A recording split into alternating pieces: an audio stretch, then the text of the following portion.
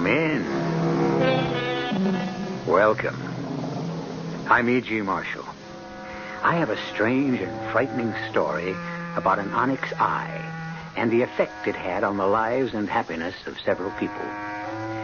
It is a well-known law of physics that any action has an equal and opposite reaction. If you press down on one side of a seesaw, the other side goes up.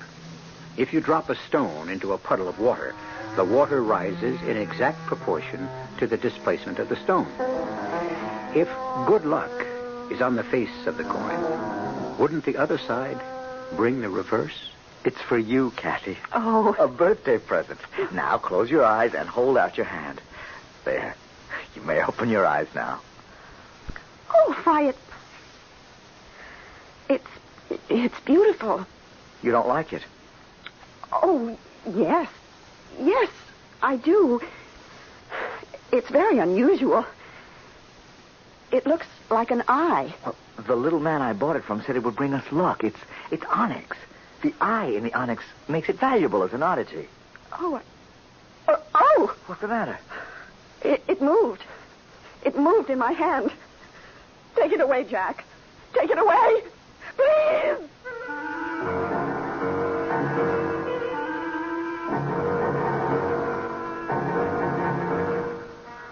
Our mystery drama, The Onyx Eye, was written especially for the Mystery Theater by Sidney Sloan and stars Francis Sternhagen and Michael Wager. It is sponsored in part by Anheuser-Busch Incorporated, Brewers of Budweiser, and Time Magazine. I'll be back shortly with Act One.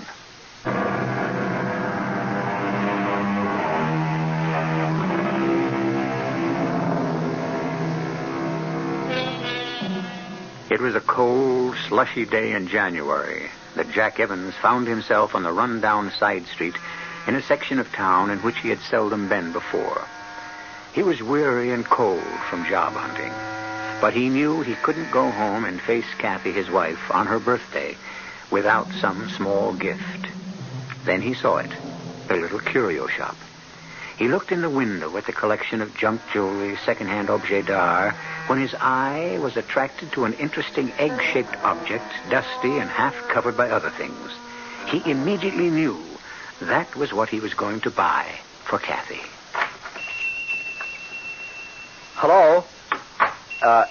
Anybody here? Yes. Can I help you? Oh, I didn't see you. What can I do for you? I haven't much time. I was just about to close. At 3:15 in the afternoon? Young man, I am closing the doors and leaving. I will not return. I have been here for over 60 years. Long enough. Long enough, wouldn't you say? Why, yeah, I guess so. So you will be my last customer, and I will be generous. Name your own price for the thing you want. I haven't made up my mind about anything, but I did notice a white egg-shaped object in the window. Why, yes, how did you know? I knew. I remember my mother had a china egg when she used to darn socks. You know what I mean? Yes. And I thought I'd like to get one for my wife. It's her birthday. Ah, yes. I know it isn't much of a present, but, well, I can't afford more at this time. Oh, it will bring you luck. And if you ask to buy it, I must sell it to you. What? Would you like to see it? I'll take it out of the window. Well, yes, please. Here. Here it is. But I must tell you, this is not a china darning egg. It is onyx. Here, don't drop it. Oh, feels heavy. Heavier than I thought. Turn it over. Good Lord, it's an eye. It looks like an eye. If you still want it, you may have it at your price. Whatever you offer, I must accept. But you must be sure you want it. And all that goes with it.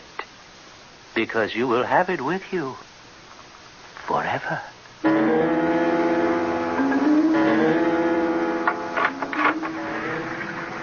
Hello? Is that you, Jack? Home, Kathy. Come on into the kitchen. It's warmer here. Okay, dear, as soon as I get my galoshes off. Oh, It does feel warmer in here. Ooh, the heat's been off all day. I think we've run out of fuel. I've kept the oven on so the house wouldn't freeze. Well, did you call Holder's Fuel and tell them? Oh, a lot of good that would do. We owe them. Well, we're way beyond our credit. Oh, but in weather like this, let me call them. Didn't you tell them you're expecting a baby and that the cold wouldn't... Phone's out, too, Jack. They sent us 2 warning notices. Oh, great. Fine thing to happen on your birthday. You should have married a guy who could take care of you, Kathy. Oh, you're the nicest husband in the world. And you're going to be a marvelous father. But... No buts. Having you for my husband is enough. Enough for me. What did you do all day, dear? Walked around looking for a job. Any luck? I had one promise from Ellsworth Manufacturing. You think it's a possibility? I wouldn't bank on it. I think the guy in the employment office, Mr. Mazurek, was just trying to brush me off. But, look, I don't want to talk about that. I want to celebrate. Now, kiss me before I show you your real surprise. There. Now, close your eyes and hold out your hand. There. Now open your eyes. Oh, why... It's beautiful. You don't like it? Oh, yes. Yes, it's very unusual. It looks like an eye. The little man I brought it from said it would bring us luck. It's onyx. The eye makes it valuable as an oddity. Oh. What's the matter? It moved. It moved in my hand. Oh, Kathy, it didn't move. That's just your imagination. Take it back and get your money. I don't want it here. There's something... I don't know how to say it. There's something about it that I... Look, I'm sorry, Kathy, but it seems so different, so unusual. Yes, different, but not in a pleasant way. It's ugly. Take it back, dear. I can't take it back. What? I don't want to. The old man said it would bring me luck. Well, we could use a little. I don't believe in luck, Jack, and you know it. I just can't have that evil-looking eye around. Luck or no luck. The phone. It's been off all day. Answer it. Answer it, Jack. Hello? Who? Yes, this is he. Oh, you will? Who is it? It's the fuel company. They're making a delivery in an hour. Yes, we'll be here. I won't have the money to pay you tonight, Mr. Holder. Oh, well... Thanks. They're extending our credit. Mr. Holder said that since we've been a good customer for over 6 years, Kathy, it's the eye, don't you get it? It's really changed our luck. Oh, Jack, that's childish. Well, how about the phone coming on after they'd cut us off for not paying our bill? I still don't believe that thing had anything to do with it. There's the phone again. Get it, Kathy. Hello? What? Yes, he's here. Who? Yes, I'll get him. Jack, it's Ellsworth Manufacturing calling. Mr. Mazurek.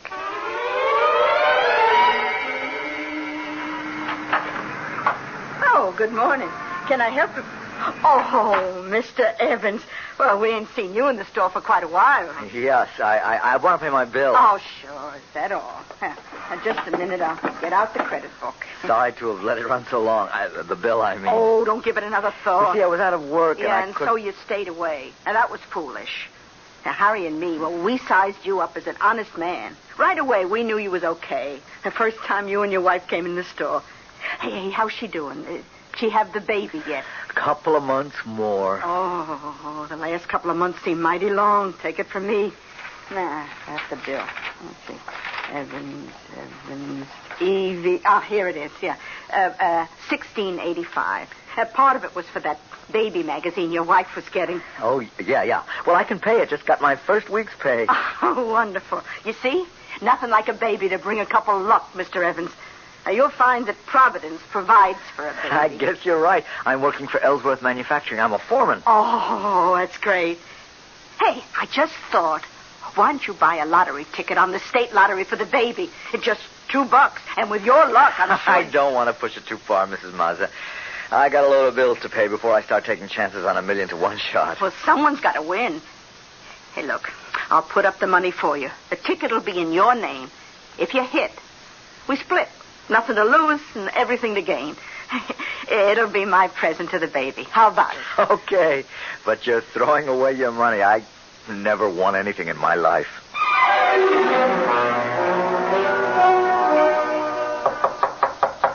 Come in. Mr. Ellsworth, Yes? they told me in the plant that you wanted to see me in your office. Your secretary told me to go right in. Yes. You are Mr. Evans? Jack Evans. Oh, yes. I have your name right in front of me and my pad here. Pardon me while I read this memo from your supervisor. I would like to say something, if I may. Yes? I need this job very much. I know I'm new at it, and I've probably made many mistakes. My good man, you're getting yourself needlessly upset. You're in no danger of losing your job. I'm not? Oh, I thought I was coming to see you to get fired. You are here to see me because of a memo from your supervisor, who praises your hard work and dedication. You see, there's a new opening in supervision on the executive level. A big step up from the plant job you hold now. And we think you can handle it. What do you say?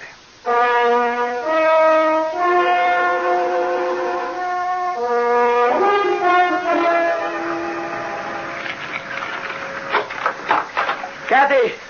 Kathy! I've got wonderful news! Kathy! Well, that's strange. She doesn't go out at this hour. Kathy! A note. Jack, dear, I'm getting pains. I thought I'd better not wait. I'm asking Mrs. McCarthy next door to go with me to the hospital. Love, Kathy. Good Lord. It's too early. Too early. Yes? Yes, this is he. Oh, yes, I know. She left me a note. How is she? Yes. Yes, I'll be there in 10 minutes.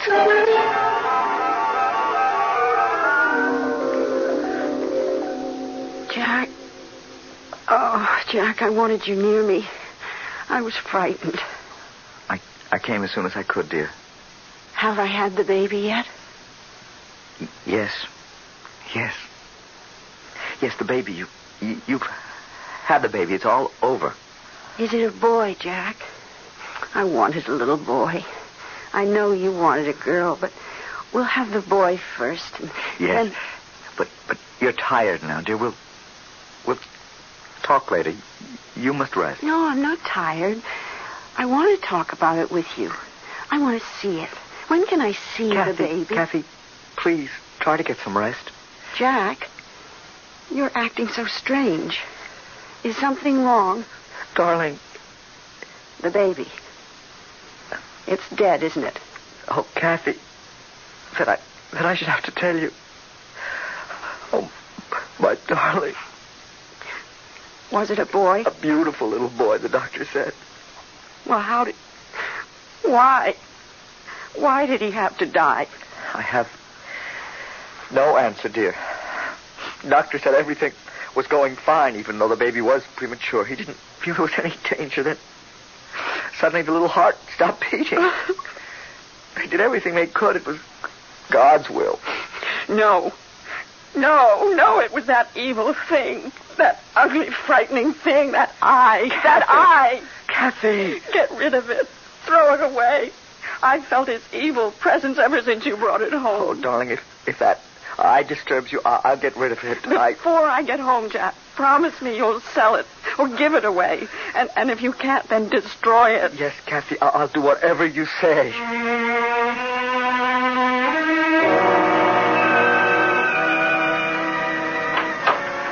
Hey, I was just closing up, mister. It's me, Mrs. Mazur. Oh, sure, Mr. Evans. I hate to bother you so late, but I spent most of the evening at the hospital with my wife. And... Yeah, I heard about that this afternoon. Mrs. McCarthy told me.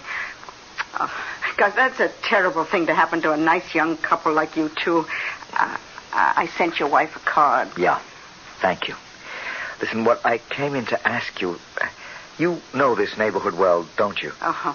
I lived here all my life. Do you know Quentin Street? Oh, about 6-7 blocks north. Yeah.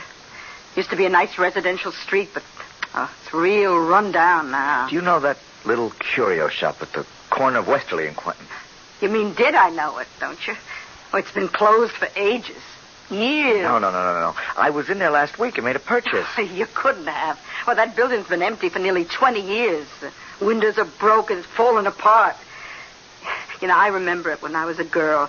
There was an old man. A small old man? Yeah, we were scared of him when I was a kid. But I bought something from him. A present for my wife on her birthday. It was just a few weeks ago. But you couldn't have.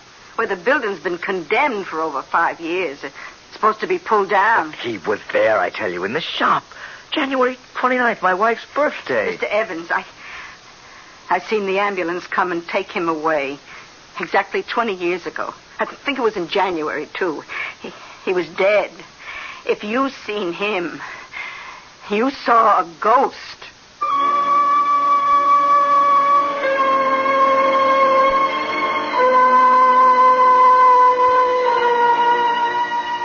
The pendulum is swinging back.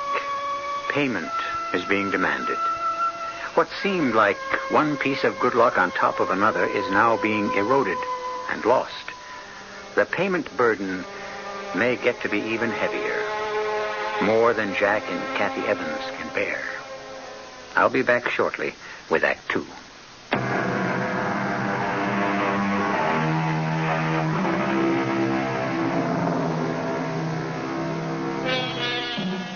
When Jack Evans was told that the little curio shop where he had purchased the Onyx eye had been closed for over 20 years, he couldn't believe it.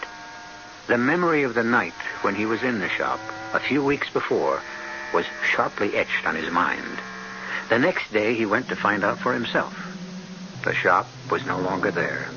The ancient building in disrepair, broken windows, the door hanging on one hinge. It was not his recollection of the shop, but it was as Mrs. Mazza had described it. That evening, as he returned from work... Mr. Evans? What? Are you Jack Evans? Yes? I'm from the Globe, Mr. Evans. Congratulations. Congratulations. Yeah, you won the big state lottery, Mr. Evans. Didn't you know? No, I don't think... Oh, hey, this is rich. You haven't even been told yet? I mean, nothing from the lottery commission, no phone call, no letter, no wire. Oh, wait a minute. There it is. Look, it's right by your door. See, it's a wire. Here you go. Open it. Jack Evans, 38 Mulberry Street. Uh-huh. Happy to inform you that your number... a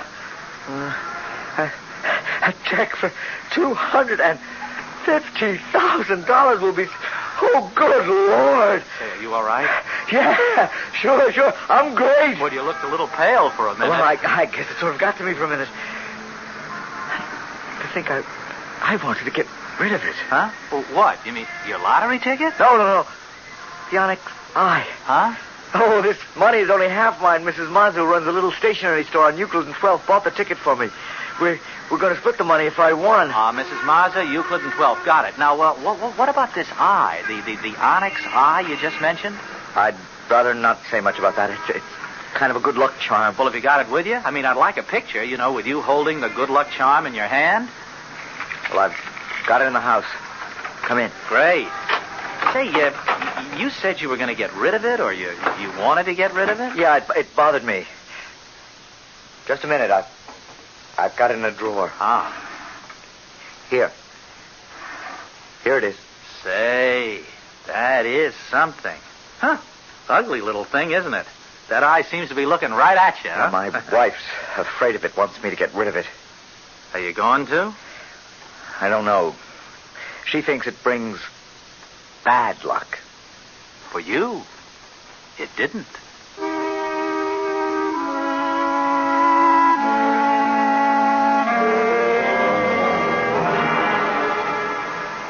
Here we are.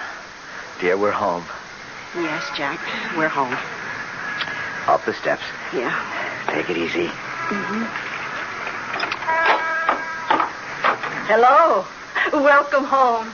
Oh, Mrs. Mazza. Mrs. Mazza volunteered to come over and get the house in order for your homecoming. Oh, that was kind of you, Mrs. Mazza. Oh, nonsense. Don't even say that after what you've both done for Harry and me with your good luck charm. Oh, it's beautiful. so many flowers. The entire room is full of flowers. A coming home present from Harry and me. I knew you'd like them. You shouldn't have been so extravagant. Oh, after what you've done for us, it's nothing. You know what we're going to do with our share of the money? We're going to sell the store and move to a warmer climate, which will be good for Harry's arthritis. Oh, that's a good idea. Mrs. Evans, what are you two going to do with your half? Kathy, Mrs. Mazza was speaking to you. What? Would you pick up the phone, Mrs. Mazza? There on the table. Oh, yeah, sure. Hello? Yes, this is the Evans residence. Oh, just a minute. Oh, Kathy, someone on the phone for you. The man said that the Globe newspaper. Oh, that newspaper reporter again. He called me several times at the hospital. I don't want to speak to him. Oh. Hello? Oh, well, she's busy and can't talk. What? Was she what? Sell? Are you crazy? You asking her to sell her luck? You're out of your mind, mister. Oh, you know, he wanted to buy your Onyx eye, your luck. Now, how do you like that? Eye? Have you still got that terrible thing, Jack? Oh, Kathy, I haven't had a chance to get rid of it. You promised. You promised, Jack. You swore to me you would get rid of that ugly eye before I came home. You promised me that faithfully in the hospital. Calm down. You mustn't You go on lied like to this. me. You know what misery that thing has caused us. It took my baby from me. Kathy. It killed my baby. Oh, look, Mrs. Evans, if you really mean that, I'll take it. I'll buy it. Yes, it's yours. A present. You don't have to buy it. Give it to her, Jack. Give it to her. Kathy. Get rid of that thing. That evil thing. Or I'll go away. You'll never see me again. All right, Kathy. I'll do anything you say. Here, Mrs. Mazza, I hope it brings you better luck than it has us.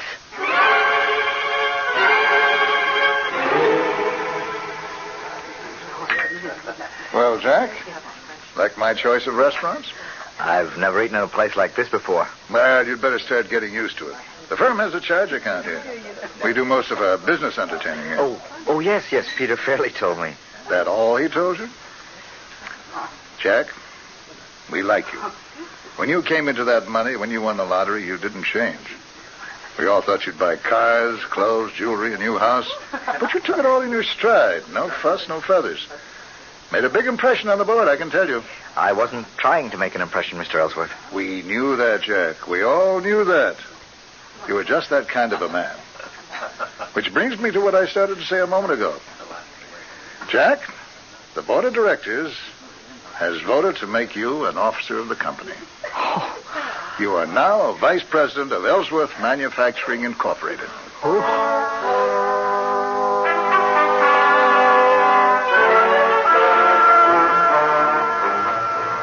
Oh, you deserve the job, Jack. But it is so incredible. They hardly know you, and they give you this big position. Kathy, I couldn't believe this was all happening to me. It all happened so fast. Oh, I'm so happy for you, darling.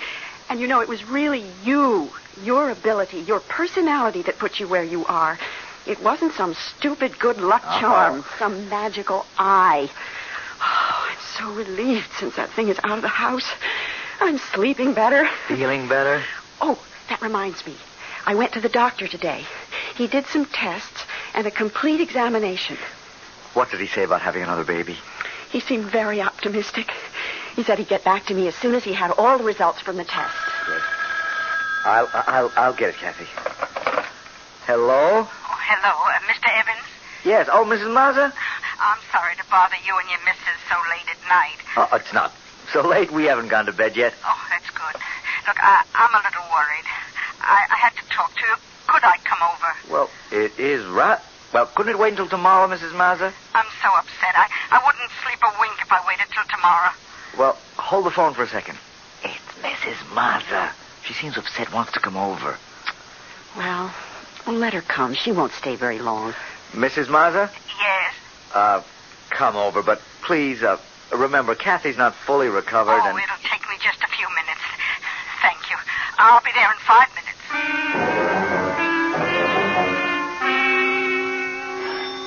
There she is, Jack. Let her in. Okay. I got it. Come in, Mrs. Mazza. Oh, I'm sorry to bother you. No bother for a friend. Come in. Thank you. Hello, Mrs. Mazza. Sit down, won't you? No, I'm only going to stay a minute. I just had to tell you. It's gone. What? The eye. The onyx eye. Gone? No. No. Now, Kathy, get hold of yourself. Mrs. Mazza, I think... It's gone, I tell you. I wrapped it in an old piece of chamois in my drawer in the bedroom dresser. Tonight I went to look at it. It was gone, and the chamois was still there. Stolen? Well, what else could it be? What else? It could have come back here. Did you stop to think of that? It could have returned to us. Returned to destroy us. Kathy, that's superstitious nonsense, and you know it.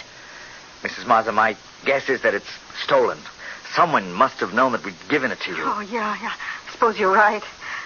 Oh, what a pity. Harry said that just having it in the house made him feel good.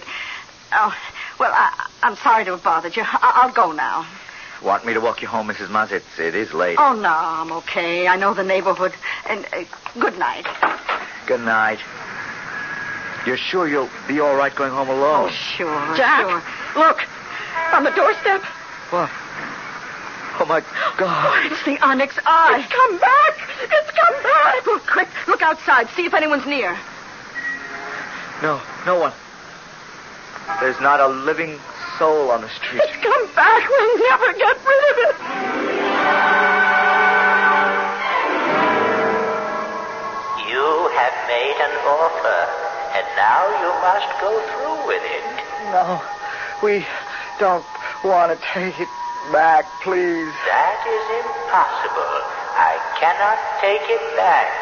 You have made a bargain, and you must hold to your word. Is there no way to be rid of it? I told you, you must be sure you want it, and all that goes with it. It will be with you forever. Wait. Oh, man, there must be some way. Jack, darling. Jack. Something that would... You're dreaming, Please, Jack. Listen to me. Wake up. Oh, man, listen. Please. Jack, listen to me, Jack. What? Jack, you're having a bad dream. Oh, Kathy, darling. You were dreaming, tossing in your sleep. Oh, what a nightmare. Frustrating dream. You seem to be talking to someone, Ah. pleading. I was dreaming of that little old man who sold me the onyx eye. I begged him to take it back or tell me how to get rid of it. He gave me no answer except that I was compelled to keep it. Forever? Forever. Wait a minute. There's something in the back of my mind. If I could think of what it is, he'd be able... The phone? This hour. It's 4:15 in the morning. Hello. Yes, this is he. Who? St. Joseph's Hospital. Yes. I see. Asked you to call me. Yes, I'll come immediately. Thank you. What is it? Mr. Mazza. Stroke. Mrs. Mazza asked them to call me. She wants me to come to the hospital. It was that thing. Oh, no. That's becoming an obsession with you. Kathy, can't you forget it? Don't you see? Mr. Mazza benefited from the luck, the lottery ticket. And now he's paying for it, as we have.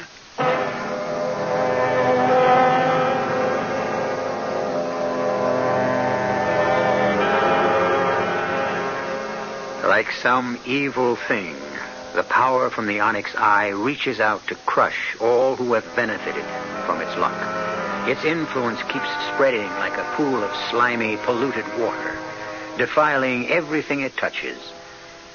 I'll be back shortly with Act 3.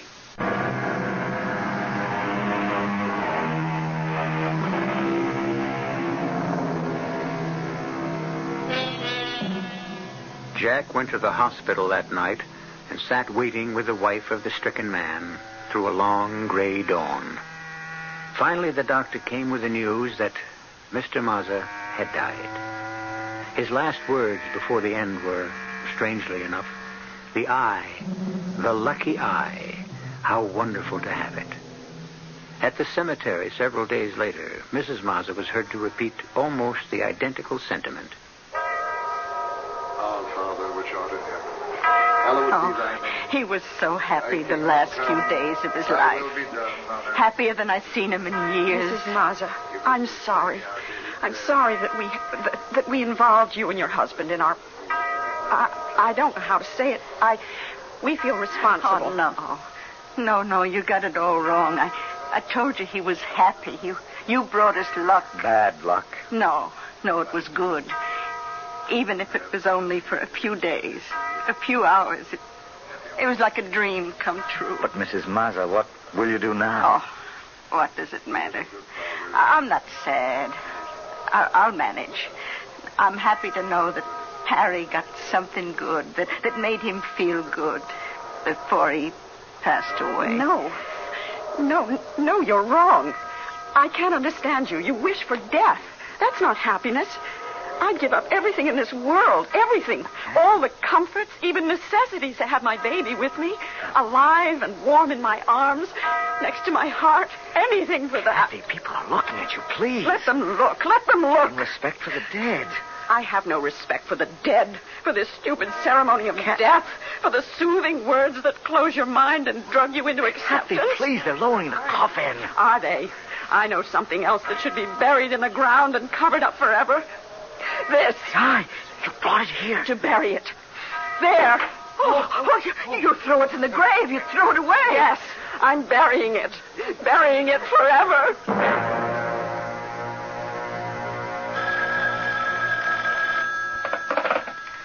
Hello? Hello, Mr. Evans. This is Peter Cawley. You know me. I'm the reporter on the Globe. I'm the guy who interviewed you when you won the lottery. What do you want? I'm in the middle of dinner. Well, I see that you found an envelope on the street with over $2,000 in it and that you turned it into the police. That's right. Well, you don't seem very excited about it. $2,000 seems like a lot of money to me. It's not my money. Yeah, but if the owner doesn't come forth to identify it, it is going to be yours, right? Really, Mr... That's right, isn't it? Is this why you called me to find that out? No. I called you because I see a continuation of the good luck story I did on you when you won the lottery. Sorry to disappoint you. I no longer have the eye. Oh, come on, Mr. Evans. Don't give me that. I haven't got it. That's the truth. It's gone. Buried. You mean, you hid it someplace to keep from losing it? I mean, we buried it to get rid of it. To lose it forever. Jack, your dinner is getting cold. Coming right in. Who was it? Oh, that reporter. You know the one. He wanted to do a story about my finding that money. I told him I didn't want to talk about it. You know, Jack, you found that envelope the morning after Mr. Maz's funeral. Yes. Well, why should that make you pucker your brows? Well, it's the kind of thing that would happen when we had that... But we no longer had it then. Which only goes to prove what I've said. All that superstition about good luck and bad luck is childish nonsense. Now, let's forget it, shall we? What did you do today? Oh, I did the shopping. Went to the cleaners to pick up your suit. Oh, and I went around to the post office to pick up that parcel. What parcel? Don't you remember last Wednesday when we came home? From Mr. Maz's funeral? Yes. Well? There was that slip from the post office saying that they had tried to deliver a parcel, but we weren't home. Oh, no. Yes, I remember. Well, I went over this afternoon and picked it up. It's over there on the desk. Oh, yeah. Let's see what's in it. Jack, don't open it. What? Don't open it. It's that eye. It's come back. Then I've got to know. I've got to know. Oh, good Lord. I was right. It has come back. We'll never get away from it. Stop it. Stop it for good. I'll smash it to bits.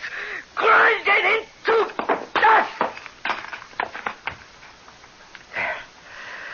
There. It's shattered. We are free of it now.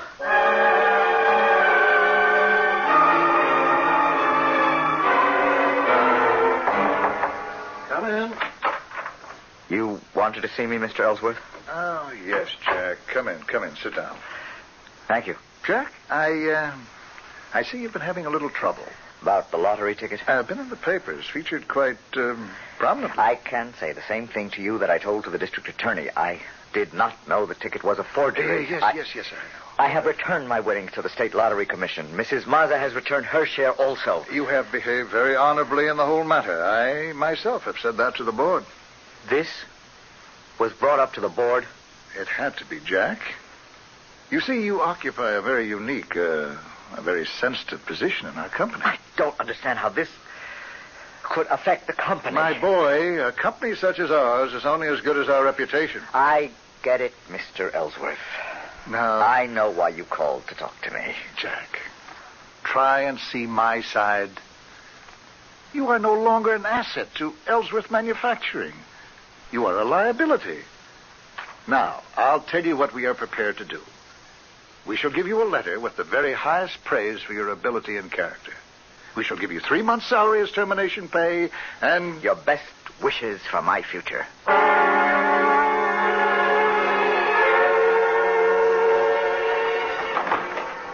Is that you, Jack? Yes, Kathy. I've got something to tell you, Jack. Yes? It's not good. I'm prepared for anything. What is it? There's no chance, Jack. We can't have another child. Oh, of course we can, darling.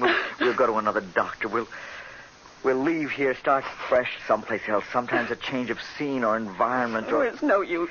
It's happened a million times. Doctors can be mistaken. No, Jack. Nothing will ever be right for us again. Kathy, how can you say that? Look, I'm not giving up. We'll go away. You'll see things will be good again. How could you go? You couldn't leave your job. What job? I've been let go, fired. Oh, Jack. Darling. I knew it. I knew it when I saw. Look, Jack. Look what's on the floor next to the window. Oh, no. No. Your good luck piece. But I smashed it to dust, swept it up, put it in a cloth bag, weighted it, dropped it off at the ferry boat in the middle of the harbor. Look at it. Not a scratch. Not a crack. And that eye. That evil eye glaring at us. How did it get there? I don't know. I didn't see it this morning. And then when the phone rang, I came in here to answer it. And when I finished the conversation on the phone, I saw it. I screamed and ran out of the house. I'm going to beat this thing. There's some way to get rid of it. There has got to be. I remember there was something that little man said, but it seems blurred in my mind. I keep reaching for it, but it gets away from me. You can't give it away. When we gave it to Mrs. Mazza, it returned. But how could the old man give it to me? He did give it to me. And the door. Get it, Jack. I'll go into the bedroom and finish packing. Start packing for me, too. We'll go together. All right, dear. Not that I expect will do us much good to run. Hi, Mr. Evans. You. Hey, wait, listen. Leave us alone. Can't you stay away from us? No, please, I've got good news. I don't want to hear it. It always turns out bad. Oh, please. Now, don't shut the door, okay? Okay, what is it? Now, first, that money hasn't been claimed. You know the money you found? It'll be released to you at the end of the 30-day waiting period. I won't be here to claim it. Well, why? You going away? Yes. Because you lost your job? That's only part of it. But you haven't lost it. What do you mean? Look, the Globe carried the entire story in this afternoon's edition about how you were innocent and also that it was rumored that you had lost your job with Ellsworth Manufacturing because of the scandal. Yeah, that's about it. Well, 20 minutes after the paper hit the street, the paper got a call from Mr. Ellsworth himself denying the story and saying that the company had never doubted your integrity and all that sort of guff. You know, he told our editor to retract that story tomorrow or face a possible lawsuit. That's very funny. Only hurts when you laugh, huh? You going back to Ellsworth? No, I'm going away. Away from this place for good. You're serious? Dead serious. I want that good luck charm. That Onyx eye. You don't. I want it. I know what it's done for you, and it could maybe... It's done nothing good for me. We've had nothing but grief and humiliation from it. I want it, and I'll give you $5,000. All I have. I want it. If you offer to purchase, I must accept. That's it. That's what he said to me. Then you'll let me have it? Look, I must warn you, it will bring you nothing, and its gifts are empty.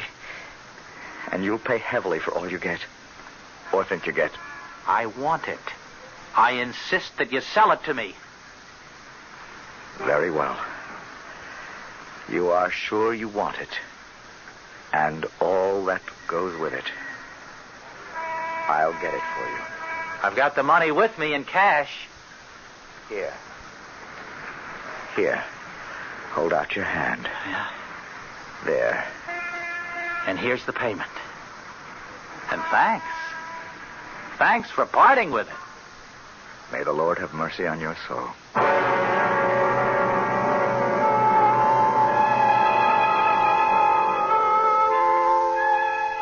And now the Onyx Eye is in the possession of a new owner, a new master.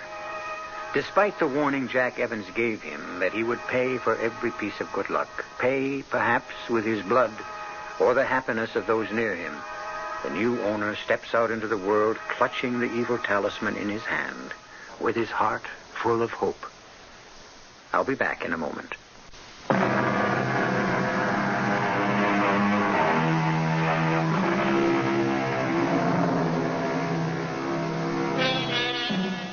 Over 2,000 years ago, Aristotle, the Greek philosopher, spoke of the principle of natural law. For every action, there is an equal and opposite reaction. He knew what a delicate balance there was between all natural forces. He originally spoke of a scientific phenomenon, but the irrefutable evidence of the balance can be found in our daily lives. Our cast included Francis Sternhagen, Michael Wager, William Redfield, Bryna Raeburn, and Sidney Sloan. The entire production was under the direction of Himan Brown. Radio Mystery Theater was sponsored in part by Buick Motor Division and Luden's Medicated Cough Drops. This is E.G. Marshall inviting you to return to our Mystery Theater for another adventure in the macabre. Until next time, pleasant dreams.